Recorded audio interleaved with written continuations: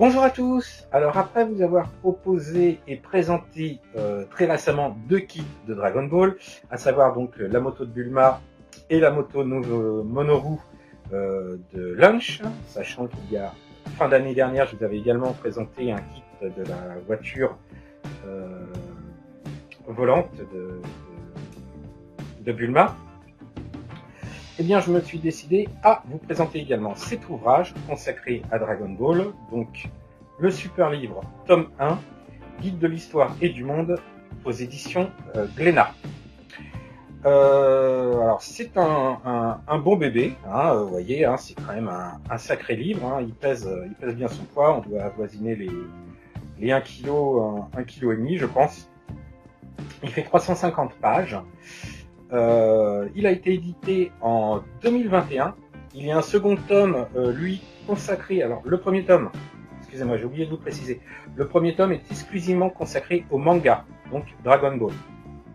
Puisque dans le manga, il n'y a pas de notion de Dragon Ball Z.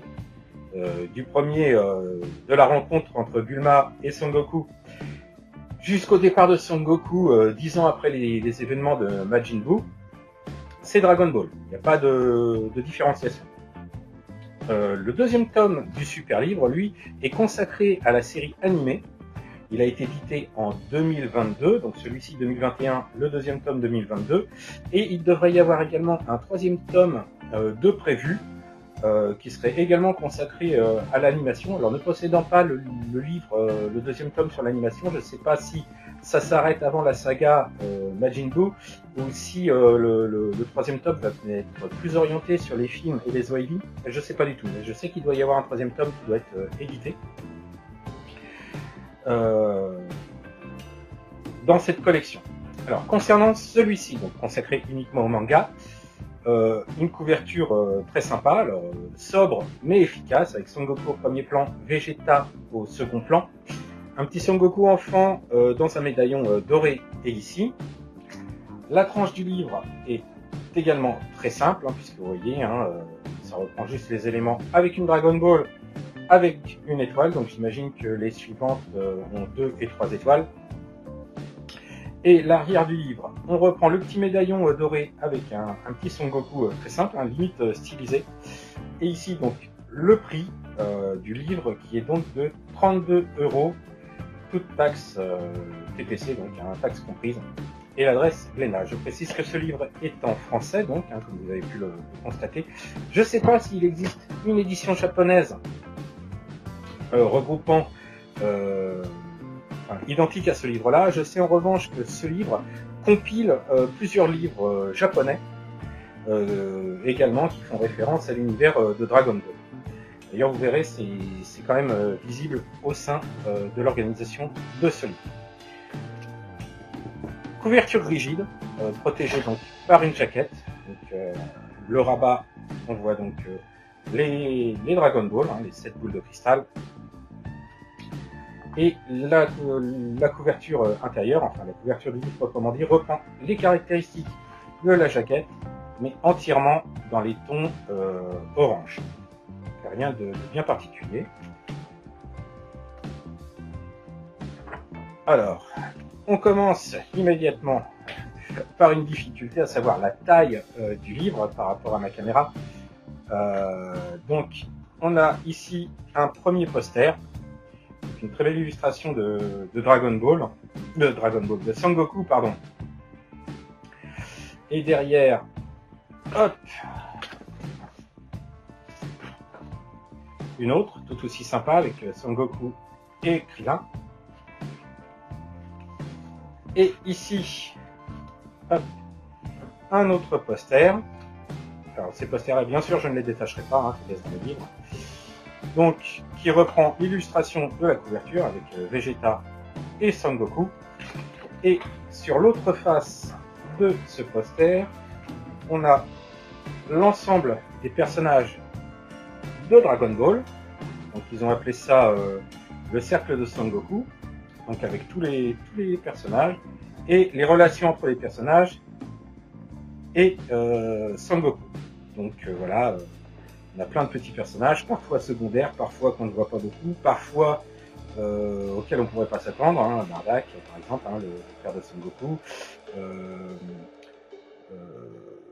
Tsugu Senin, qui est Corbeau Génial, je crois, en français, dans la série animée, Mister Satan, et donc on a des pointillés, des flèches de couleurs différentes, donc pour les filiations entre les personnages qui sont en couple, partenaires, amis, et également ici les flèches et les noms de couleurs différentes pour connaître les origines des personnages, s'ils sont terriens, Namek, Saiyan ou autres.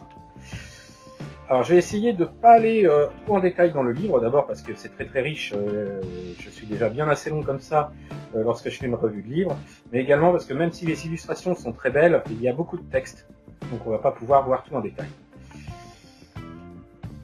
Donc voilà, il précise donc ici, comme ce que j'avais dit là dans la préface, que ce livre, donc il existe donc a priori une version japonaise, puisque là il précise le super livre de Dragon Ball tome 1, Dragon Ball Shosensu en version originale, est une réédition enrichie des grands livres Dragon Ball, Dragon Ball Zetsu, tome 2 et 4, publiés initialement en 1995, avec du contenu inédit tel que de nouvelles informations sur le monde de Dragon Ball ou des interviews exclusives.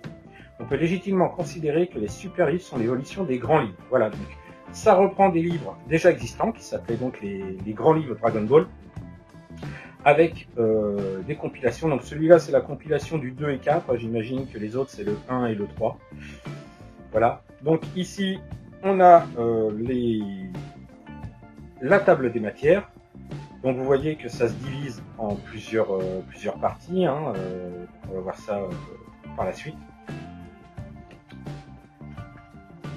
Donc ici, sur cette page-là, ça vous explique un peu comment lire les différentes pages de cette œuvre.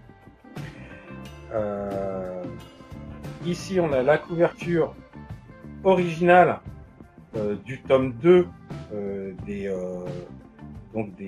grands livres. C'est ça. Voilà, des grands livres, puisque ça c'est le super livre. Donc ça reprend comment ça s'appelle, le poster qu'on a vu tout à l'heure. Je cherche mes mots.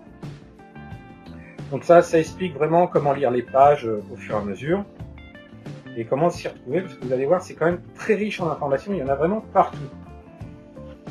Donc là, ça continue avec donc les guides du monde, on a le monde tel qu'il se présente dans Dragon Ball, les groupes ethniques, les lieux, les différentes techniques de combat, les véhicules et les machines, la technologie dans Dragon Ball.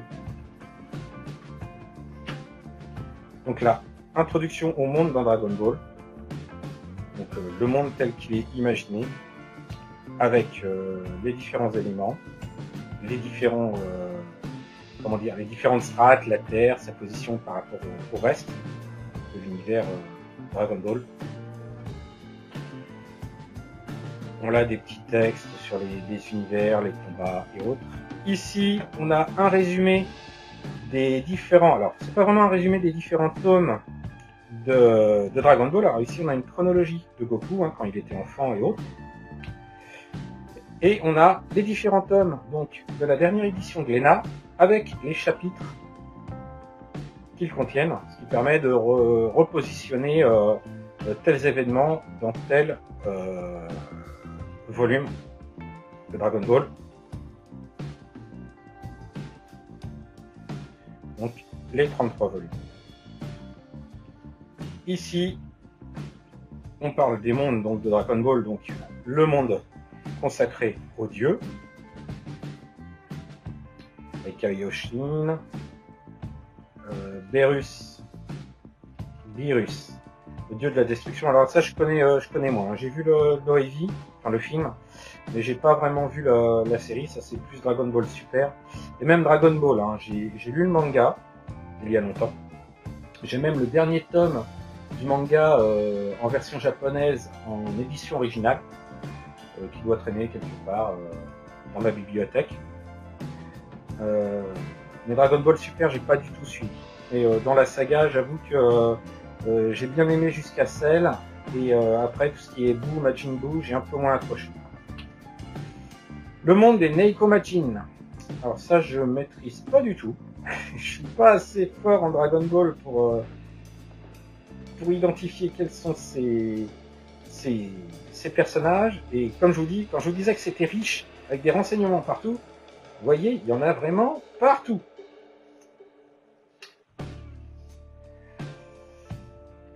Là, on parle un peu d'éléments particuliers liés à l'univers d'Akira Toriyama, puisqu'on parle de Bardak, on parle d'autres groupes ethniques, on parle du monde d'Abale. Alors Abale, a priori, c'est un robot créé à partir d'Aral. Aral, c'est Dr. Slump. Ici, une interview d'Akira Toriyama. Alors, il y en a plusieurs, on lui pose des tas de questions. Quel est son personnage préféré? Qu'est-ce qu'il ferait s'il avait les Dragon Ball? Enfin, ainsi de suite. Ici, les modifications entre le manga original et sa réédition, hein, puisqu'il y a eu des cases ajoutées et quelques dessins modifiés également, puisque dans la nouvelle édition, c'est Vegeta qui a le mot de la fin, au contraire de l'édition originale. La première partie ensuite est consacrée à l'histoire de Dragon Ball, donc avec ici un petit mot d'Akira Toriyama. On reconnaît, hein, il se dessine toujours sous l'apparence de ce petit robot. Donc là, on part sur la chronologie de Dragon Ball, avec ici des illustrations des événements marquants. Lunch, hein, j'en ai parlé la semaine dernière. Donc ça, c'est quand elle reprend conscience, elle repasse en blonde chez Tortue Géniale. Il l'avait donc habillée avec cette tenue, se disant que c'était une tenue d'entraînement. Là, on passe sur la saga de l'armée du ruban rouge.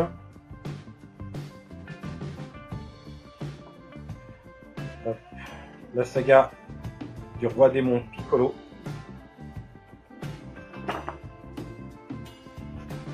Le Tenkaichi, gagné par Son Goku contre Piccolo. Là, on attaque ce qui correspond à l'armée dans l'animé, de Dragon Ball Z. L'arrivée de Vegeta sur Terre. La saga sur Namek. Freezer et ses transformations. La transformation de Son Goku en super guerrier, l'arrivée de Trunk et la saga des cyborgs, l'arrivée de Cell, les métamorphoses de Cell,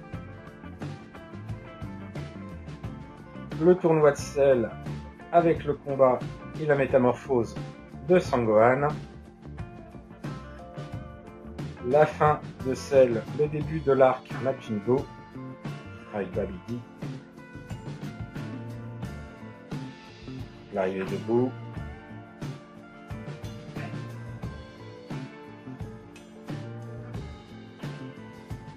et voilà. Là, on arrive sur les prémices de Dragon Ball, avec un petit personnage qui s'appelait Dragon Boy, les aventures de Tong Po, que je ne connais pas du tout, mais on retrouve certains éléments qu'on retrouvera également dans Dragon Ball. Donc la petite moto, le personnage qui ressemble quand même énormément à Son Goku. Il a d'autres éléments similaires à Son Goku, alors qu'on voit là, mais très mal. Sur cette petite vignette, on voit qu'il croise une jeune fille pour la première fois, il n'en avait jamais vu. Donc ça rappelle un peu sa rencontre, la rencontre de Son Goku et de Bulma. Ici, un autre élément qui sera repris légèrement différemment dans Dragon Ball, c'est qu'il met une espèce de gélule dans de l'eau, fait bouillir pendant 10 minutes et pof, ça explose et il a un objet. Alors là, c'est une moto. C'est très très proche du système de capsule visible dans Dragon Ball. Ici, ce qui deviendra par la suite Dragon Ball, donc le singe Son Goku, donc le roi singe avec son bâton, sa queue, qui va évoluer. Alors on retrouve ici des personnages qui nous font vraiment penser à ce qu'on retrouvera dans Dragon Ball, hein, puisqu'il y a une jeune fille au look western. Pardon, excusez-moi, ici un espèce de cochon. On retrouve vraiment un peu au long. Ici, une autre évolution des personnages. Mais bon, les vêtements sont assez différents. Son Goku est habillé avec un short et un pull sur les épaules, très citadin. Et on retrouve ici la troisième version, et Akira Toriyama a dit qu'il avait créé également les personnages secondaires en même temps que ses personnages principaux. Donc, comment on est arrivé sur Dragon Ball. Ensuite, ici, on va aborder tout ce qui touche les personnages, leur relation entre eux, pardon, et leur évolution au cours du temps. Donc ici, on a un tableau où on a l'ensemble des personnages et dans quel tome ils sont présents. Donc bien sûr, Son Goku, ses différentes évolutions. Là, je vais passer quelques pages quand même. Hop. Donc on a Trunk avec Trunk ici, hop, adolescent ou soit enfant. Si je vais un petit peu avant, on a Sangohan, Sangoten. Hop. Ici, on a Vegeta, toujours avec le même principe. Hein. Avec, voilà, on a un peu la caractéristique du personnage, puisqu'ici, on voit que du tome 18 à 28, époque envahisseur, 28 à 42, résident terrien, à partir du tome 29, Super Saiyan, Prince de la Destruction à partir du tome 38, voilà, c'est vraiment classé les personnages, leur évolution et à quel tome ils passent un stade. Krillin, Yamcha, Tortue Géniale, Tenshin Han, Chaozu.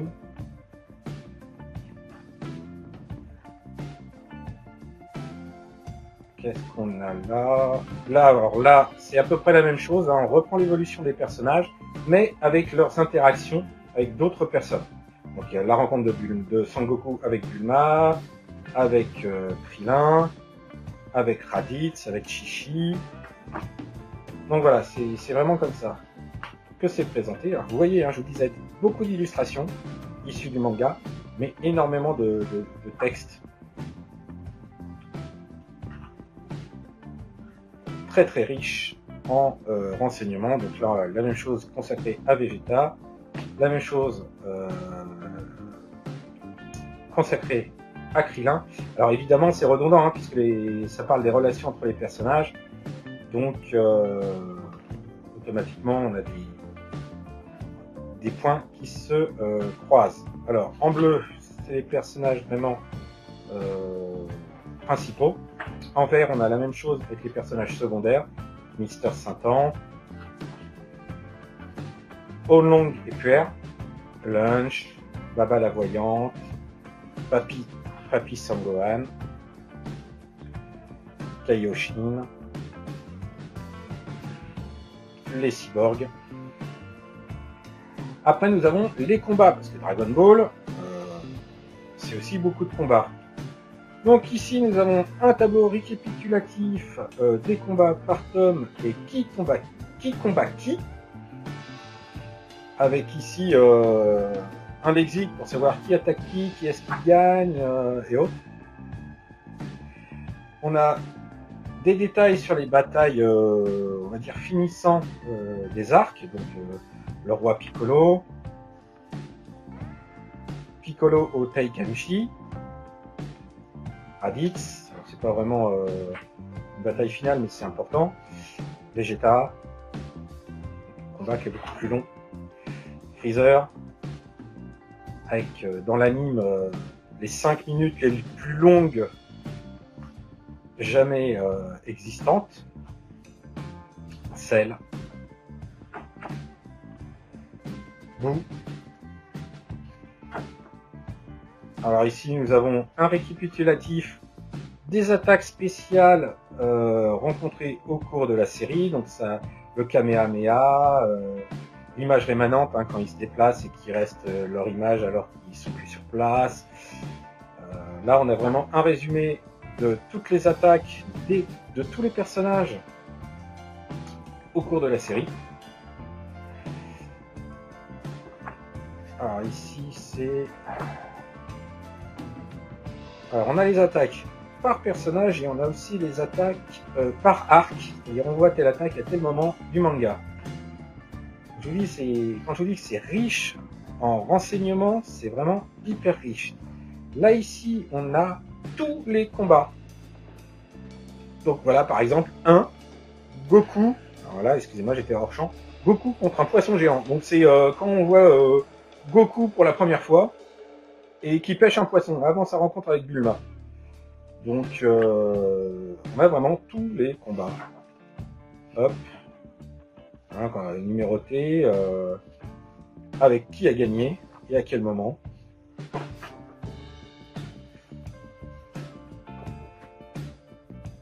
Voilà. Ce qui me permet de dire que il y a 187 combats référencés dans Dragon Ball. Ici, on a une page avec tous les emblèmes qu'on peut voir sur les tenues. Donc ça inclut les différents emblèmes écrits sur les tenues, par exemple de Son Goku, Gohan, Kaio, l'emblème du Tout-Puissant en bas, ici le C de la capsule Corps. Alors, la partie suivante du livre, parce qu'on est déjà à plus de 20 minutes de vidéo, donc il va falloir que j'accélère un petit peu, c'est donc le monde. Donc, ça reprend un peu ce qu'on a vu avant. Et je voudrais juste retrouver, parce qu'il y a... Alors là, ça parle des différents mondes, ok. Avec les différentes régions, un descriptif rapide de la région, désertique, ville ou autre. Et surtout, est-ce que... Je cherche une page en particulier, mais je n'arrive pas à la retrouver, on la verra tout à l'heure. Alors, ce qui est marrant, c'est qu'il parle des Dragon Ball dans la partie monde. Donc ils expliquent d'où viennent les Dragon Ball, ce que sont les Dragon Ball, quelles sont les règles pour les Dragon Ball, la différence entre les Dragon Ball de Namek et celles présentes sur Terre. On a aussi la différence entre Shenron, qui est donc le dragon des Dragon Ball terrestres, et d'où il vient. Je ne spoil pas, vous découvrirez. Et Olunga, qui est le dragon qui exauce les vœux sur Namek, donc avec les Dragon Ball beaucoup plus grandes, et les règles qui ne sont pas les mêmes. Par exemple, les Dragon Ball terrestres, on ne peut ressusciter qu'une seule fois une personne. Par contre, on peut ressusciter plusieurs personnes ayant la même caractéristique. Par exemple, on peut dire ressuscite-moi toutes les personnes qui sont mortes au cours de cette guerre. Par contre, s'il y a une personne qui a déjà été ressuscitée une fois dans ce lot, elle ne sera pas ressuscitée une deuxième fois. Donc ça, c'est les Dragon Ball terrestres. En revanche, sur les Dragon Ball de Namek, il peut ressusciter les personnes autant de fois qu'il veut. Par contre, il ne peut ressusciter qu'une personne à la fois. Donc voilà, c'est des petites différences comme ça et on fait 3 vœux. L'autre point aussi, c'est que avec ce dragon-là, on peut faire 3 vœux et pas avec l'autre, en tout cas au début. Et ici, sur cette page-là, vous avez les 22 vœux qui ont été faits au cours de toute la saga. Ensuite, nous avons un récapitulatif des différents peuples présents. Donc, ici, nous avons les Saiyans, avec leurs caractéristiques. Donc, avec un détail des différents personnages Saiyans. Les Namek. Pareil, à chaque coup, on prend un peuple et on donne les caractéristiques et certains personnages principaux. Les habitants du monde céleste, donc avec les Kaio,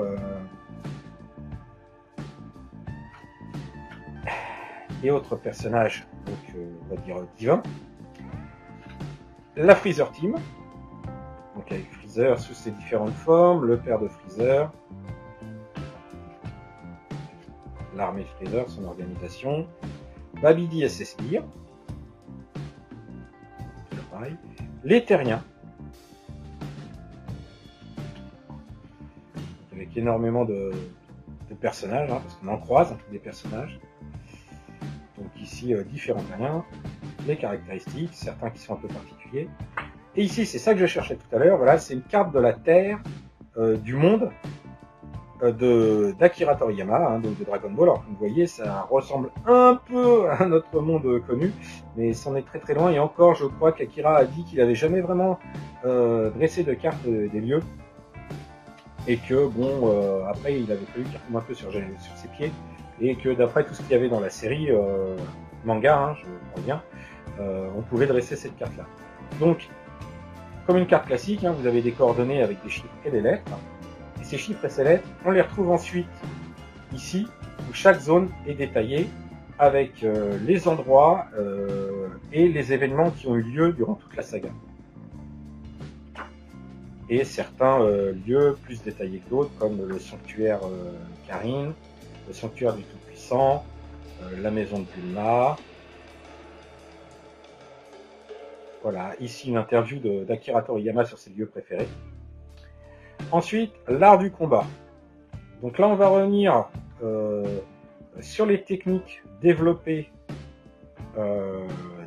dans les différents volumes, qui expliquent également à quoi ça sert, comment les acquérir, en tout cas dans la série, bien sûr, le manga, et sur quoi elle se base. Alors il y a les attaques physiques, les attaques énergétiques, les transformations, les arcanes spéciaux, les capacités liées à certains personnages. Ensuite, bien sûr, la fameuse compétition avec le tournoi des arts martiaux. Donc avec les différentes éditions, hein, 21e édition, 22e édition, on a un résumé avec qui a participé, qui est arrivé en finale. Hein. Ici, vous voyez, vous avez les différentes rencontres. Hop. Ensuite, les mechas, les machines, présentes dans Dragon Ball. Alors les différentes catégories, voitures, vaisseaux spatiaux, motos, bateaux. Et ensuite, on regarde plus en détail. Et donc si on regarde plus en détail, on voit ici la voiture de Guillamao, donc King Ox, que je vous ai présenté donc en maquette. On a ici les motos, et dans les motos, il y a la capsule moto number 9 de Bulma, donc, que je vous ai présenté en maquette. Ici nous avons la moto à une roue de lunch. Alors on voit quand même que sur ce dessin-là, le design est un petit peu différent. Elle est moins arrondie sur l'arrière, les taux d'échappement sont différents. Mais bon, on voit bien ces éléments. On retrouve également l'avion de Pilaf, des engins issus des capsules, dont l'avion qu'on voit dans le générique de Dragon Ball. D'autres avions, d'autres engins. Ici, on a les bateaux, les robots, les vaisseaux spatiaux. Donc avec le vaisseau spatial Namek qui permet à Bulma de rejoindre Namek avec Sango, Han et Krillin. Le vaisseau capsule Corps qui permet à Sangoku de les rejoindre. Le vaisseau Freezer, le vaisseau de Babidi, le vaisseau de Roi Code, les vaisseaux sphériques des Saiyans. Ensuite, on a tout ce qui touche à la technologie. Alors ici, les véhicules magiques, je les avais oubliés, les véhicules magiques, le nuage, le tapis volant de Mister Popo. Donc, dans les technologies, on a les capsules, mais on a aussi les cyborgs. Ici, un graphique. Alors, j'ai pas eu le temps de m'attarder vraiment. Ah si, alors c'est classé par ce que c'est, les objets mystérieux, les robots et autres. Et on a également les pages directement pour aller voir. C'est une sorte de sommaire en fait. Donc, le radar à Dragon Ball, les armures spéciales. Alors, tout ça, c'est tout ce qui a fait Bulma, donc la montre qui rétrécit, le costume pour Sangohan, le scooter donc qui permet de voir l'énergie de combat des ennemis, les éléments de la capsule Corps, les objets un peu plus mystérieux comme le cocon de Majin Buu, les Saibaman, les matériels de l'équipe de Freezer, et également de Babidi, hein, puisqu'il y a les pompes à énergie ici, les armes, les armures et tenues de combat des Saiyans, les robots, les cyborgs. Donc avec ce fameux robot très inspiré d'un acteur américain bien connu, qui lui-même avait incarné un robot. le Cyborg C8, Frankenstein, C18, C17, Cell, sous ses différentes formes, les objets surnaturels, les haricots senzu, le bâton magique, la Z-Sword, d'autres éléments comme l'épaule-tala, l'éventail, hein, j'en ai parlé de l'éventail lorsque je vous ai présenté la voiture de King Ox, donc c'est le fameux éventail qui normalement aurait dû éteindre l'incendie. Et ici, une très grande interview d'Akira Toriyama, d'une dizaine de pages, je pense, si je me rappelle.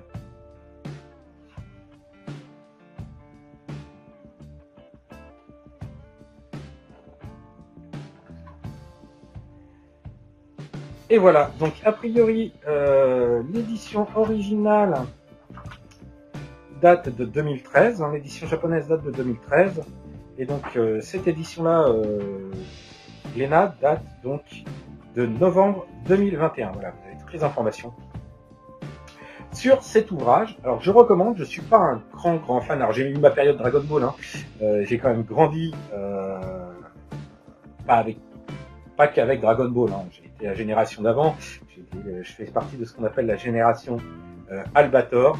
Petite pensée pour notre ami Leiji Matsumoto qui nous a quittés il y a peu. Donc je fais partie de cette génération Albator, hein, Goldorak et tout ça, mais j'ai également grandi, même si c'était un peu plus tard pour moi, mais j'ai quand même grandi avec Dragon Ball Z. Donc c'est quelque chose qui fait partie de ma culture, c'est aussi quelque chose qui a permis au manga et à la japanime, alors elle sent bien et sans mal, je veux pas rentrer dans ce débat, mais d'être beaucoup plus diffusé, beaucoup plus populaire en France. Il faut quand même savoir que le Japon est le premier consommateur de manga en édition papier, là où la France arrive second. Sur ce, j'espère que cette présentation vous a plu. N'hésitez pas à vous abonner si vous le souhaitez. N'hésitez pas à mettre un petit pouce bleu ou même un commentaire. La section commentaires est là pour ça. Et en attendant de vous présenter un autre ouvrage ou une maquette, prenez soin de vous et je vous dis à très bientôt. Ciao!